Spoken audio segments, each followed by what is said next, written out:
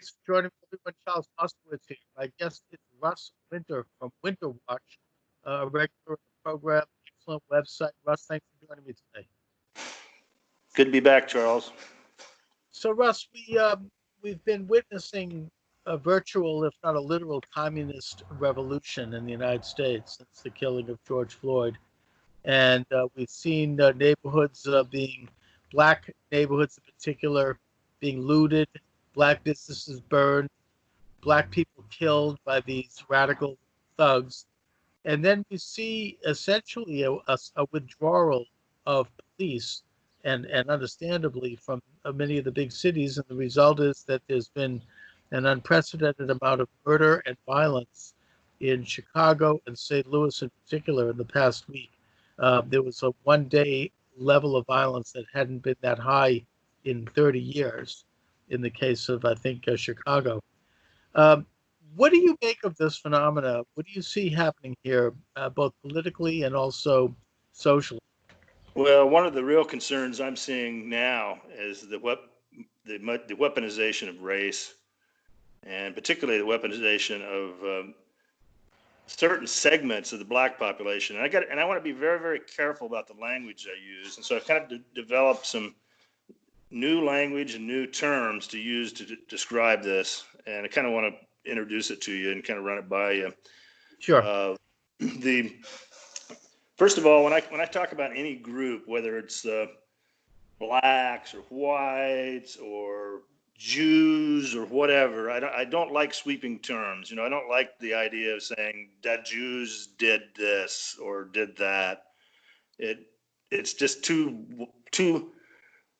problematic because there's a lot of variation and individual exception in any group. For instance, the blacks. It's not a uniform group. They run the gambit of different talent, different abilities, and different problems. Now, but the blacks have been weaponized, and so there is a need for a pejorative term.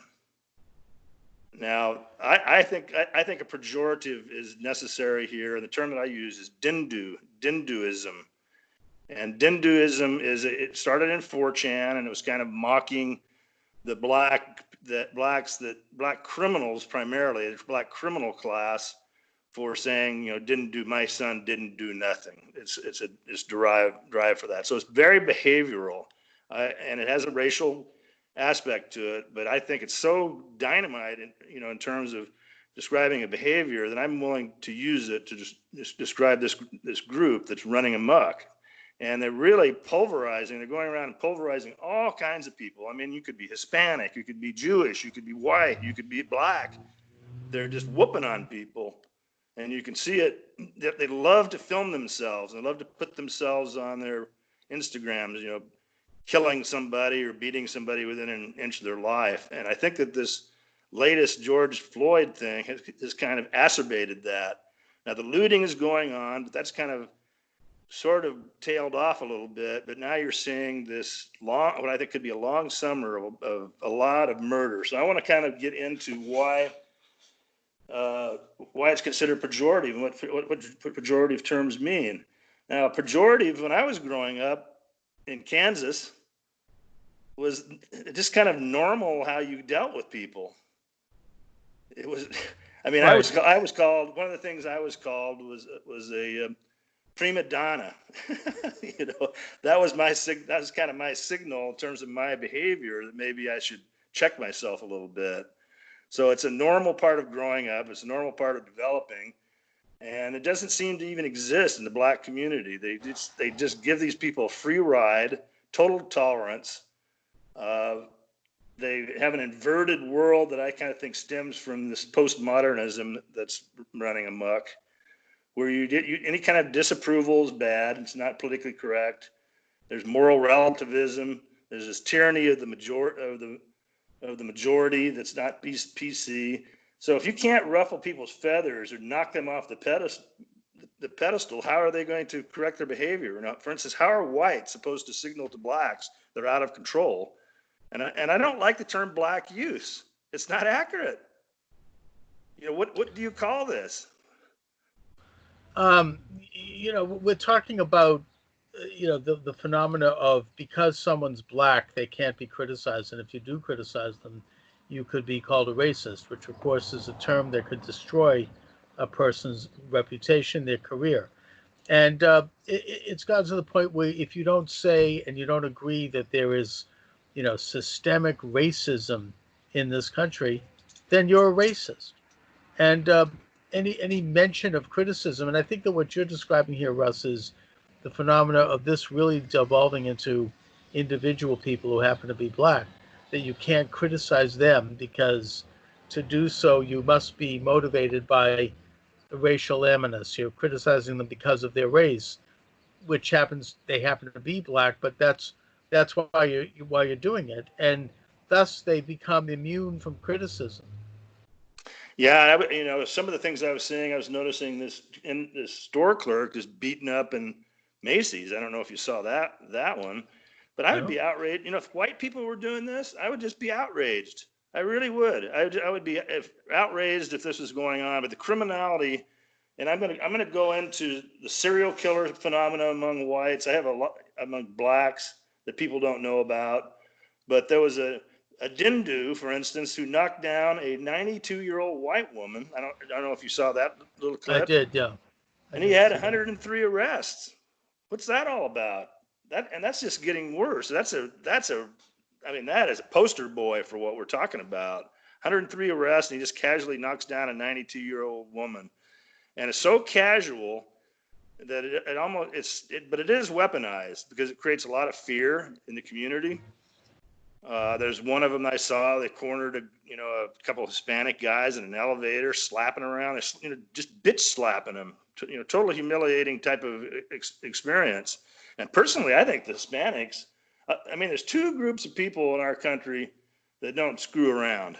I think the Hispanics and the Jews. The Jews don't screw around with this stuff. No, we don't. I would like no, they don't, and I would like to see whites start reacting the same way as these other groups. Start kicking some ass Yeah. and responding.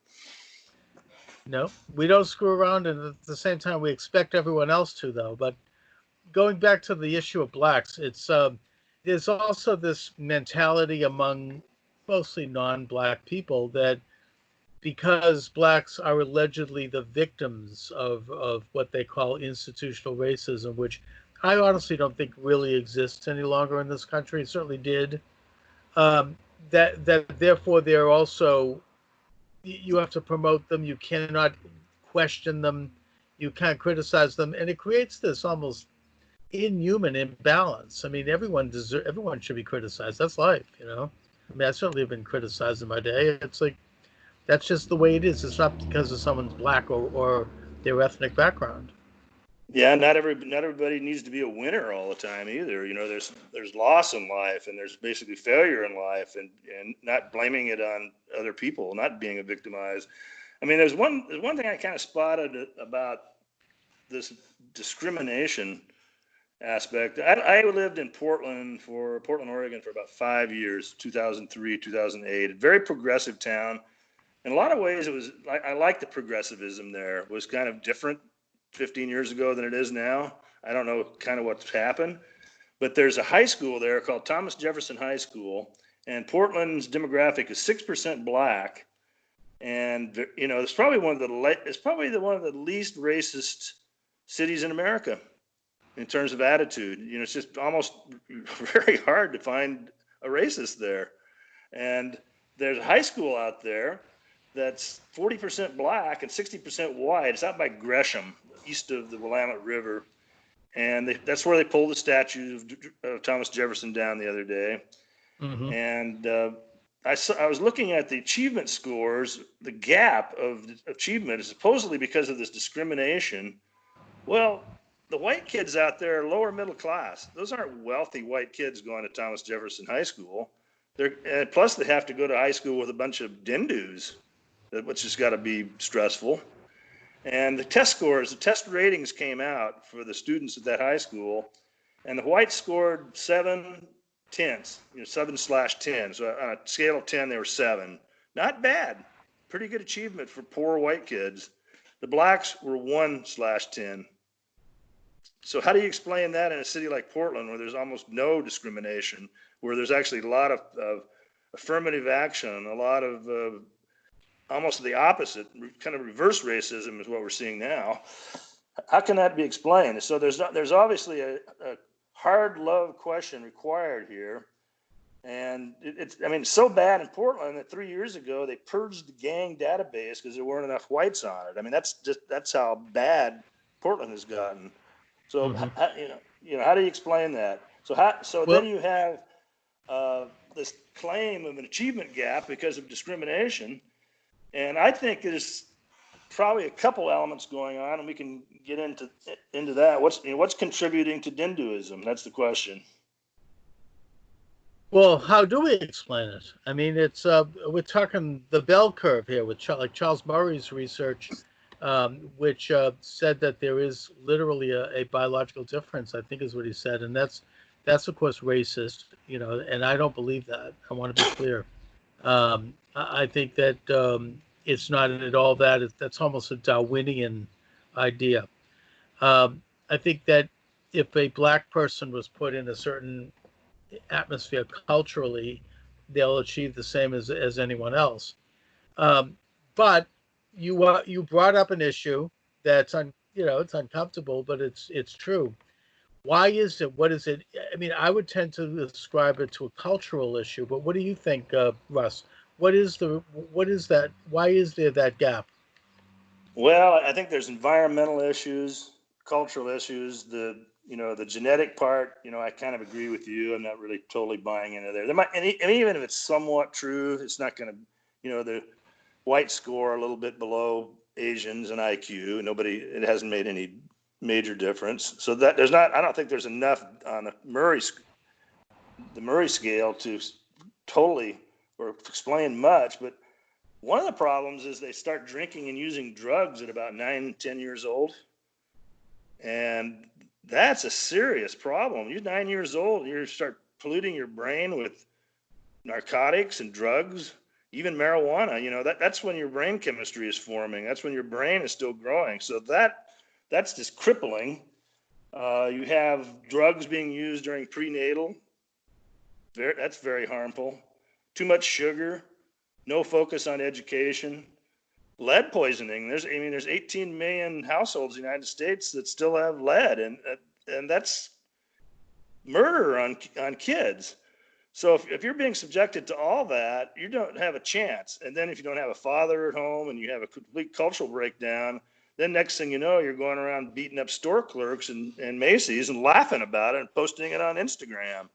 So there needs to really be attack of some of the things that can be that can be dealt with. And I don't know how it's done. I mean, the black community wants to steer the attention somewhere else, to whitey, and not focus on the fact that they've got drinking and using of drugs at 10 years old. That's one example. No, I mean, I think that you have it right there in terms of the environmental question. You've got bad diet. You've got maybe that's part of a more poverty-stricken area. You can't get fresh vegetables in that neighborhood. All you get is laden processed food. It's not healthy. So yes, I think that plays a big role in it. Probably a lot bigger a role than people. Yeah. And, yeah. You're kind of going faint on me. Yeah, I know. I'm having all these. Is that better? No, it's a little low. Yeah, I mean, I don't know what is going on with my.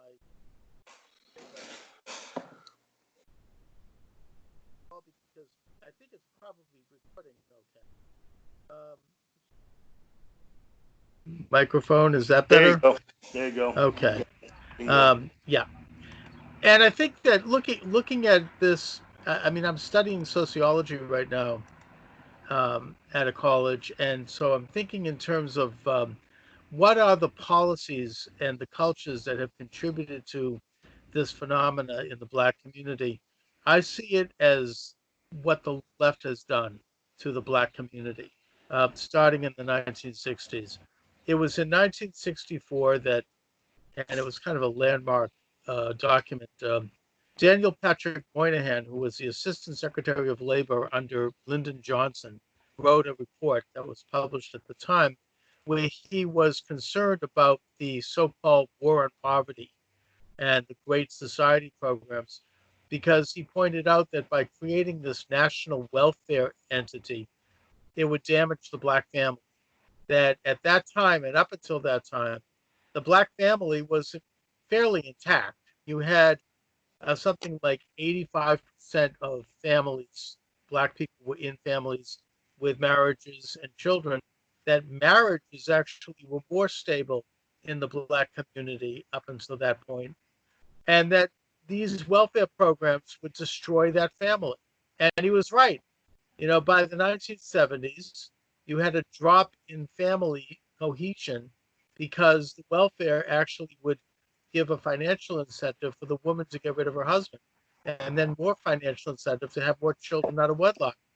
And these policies, these strange policies, resulted in dependency, fatherless families.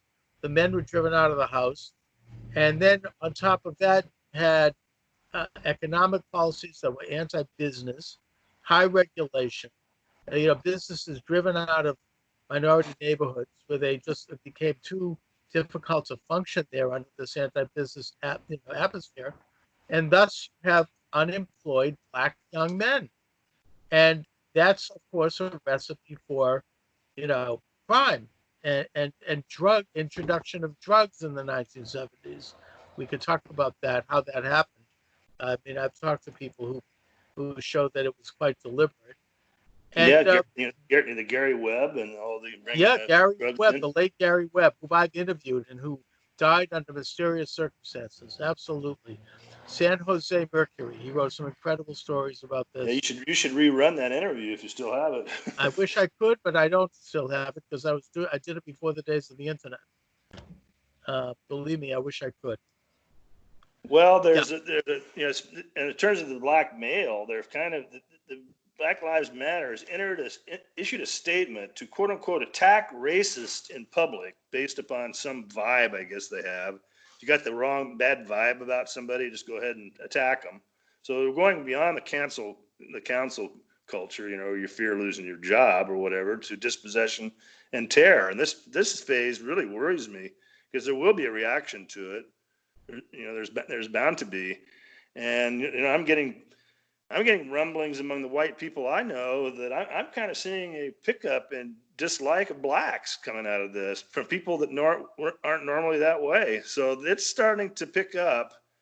That there's a niece of my colleagues, 6 years old, and they're having a Father's Day, and she's been watching all the looting and all the Dinduism, and she just declared, just out of the blue, 6 years old, never said anything like this before, is, I don't like Black people. But, well, if you're watching this stuff, what are you supposed to conclude? It's not necessarily bad processing is the problem. It's probably very normal. Well, they're fanning the flames of race conflict. That seems to be pretty clear. There's a new film out. I wanted to mention called Kraka, and it's on one of my recent articles. And the guy's name is Dale Restengini. He looks like he's like a half Italian, half Black, half Dindu, kind of mixed race, light skin, named Rage. And he has a filmology of some of the nastiest anti-white films you'll ever see. And this one is basically about raping and killing whites. People should go and look at the scenes that they're putting this out. I mean, there's nothing like this coming out of a white community directed at Blacks. Who are the victims here? And there's really some nasty stuff in this film. People need to see it and become aware. I don't want to be inflammatory. I really would prefer not to be inflammatory, but this is the reality. This is the reality. And so he just puts this stuff out for Dindu mind warping consumption combined with hip hop. You got Harvey Weinstein. Harvey Weinstein made huge movies of similar vein. The Hateful Eight, Inglourious Bastards, Django. And when I sat through Django when it came out, I finally walked out. I was so disgusted with it, and I went. I sat down. I said, "My God, what are these people doing? What is wrong with them? What they're making?" And the people seem to like that movie. You know, where he says that there's nothing. You know, what's not to like about killing black people or white people for money? You know, that's the big phrase in there. And so then I happened to stumble into Andreas Fault, and that was kind of actually a fairly tame movie. But when you kind of know what to look for, you just see the whites. All the looting scenes in that movie were whites, redneck whites. All the cowards were whites. All the people dying were whites. All the kind of the hero. There weren't too many blacks in it, but the heroes were kind of light-skinned blacks. And it was disgusting. And then it had one scene with this older couple that was kind of portrayed favorably. And when the shit was hitting the fan in the movie, you know, when the big tidal wave was coming in, they just sort of met their fate, you know, said goodbye and, you know, just bowed out gracefully, died gracefully, you know, like a good slave. So Yeah, I mean, it's a great piece of propaganda. I don't know which is worse though, that or the idea of movies by Spike Lee that show black people in the worst possible light. You know, like as pool hall hustlers, drug dealers, drive-by shooters. You know, it shows the darkest side of black culture, and it holds it up as if it's something, you know, glorious. Right. Yeah, I've never seen any of his work. The other item I was kind of wanted to mention, and why this is scary about just killing racist because of some arbitrary feeling that you have. There's a very interesting serial killer case. First of all, Radford College surveyed serial killers since 1980. And a lot of people don't know this, but 60% are black versus 13% of the population. And some really vicious ones. One of them was named Lonnie Franklin. He was the South Side LA Slayer. And that was really an interesting case to look at because for a long time, there's like 100 unsolved cases around LA, around the whole region. And a lot of them were attributed to Lonnie Franklin. And this is before DNA. He actually they think that he probably killed 16 women.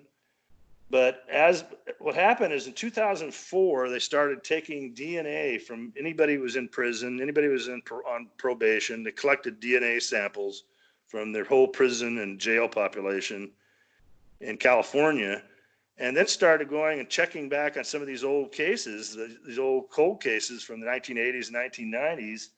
And then they found out that it wasn't from Franklin after all, that there were 7 other black serial killers operating. 8 of them, and nobody's ever come clean on that. This is stuff that's been solved in the last decade or decade and a half. You don't hear much about it. They still want to make it sound like, well, they just had one problem child, Lonnie Franklin. So that's another example of a cover up. And then when Nick Bloomfield, I would recommend everybody watch his documentary Grim Sleeper, which is about Lonnie Franklin.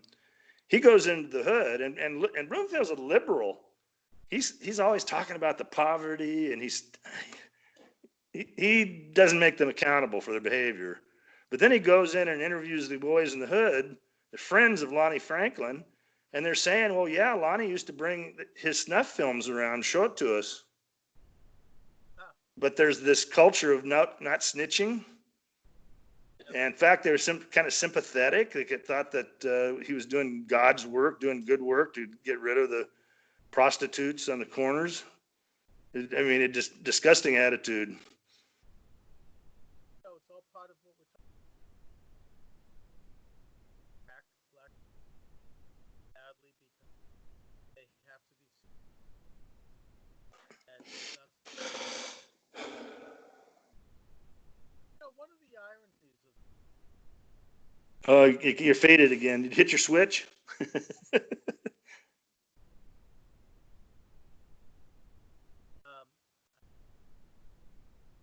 can be better now.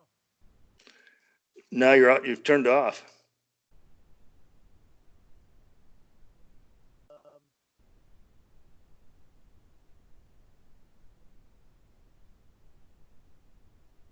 All right. How is that? Yep, you're good. You're All good. right. Now it's very echoey, but that's the best I can get. Um, well, ironically, one of the issues today is in spite of the left-wing policies that have contributed to racism, have destroyed the black family, as I talked about earlier.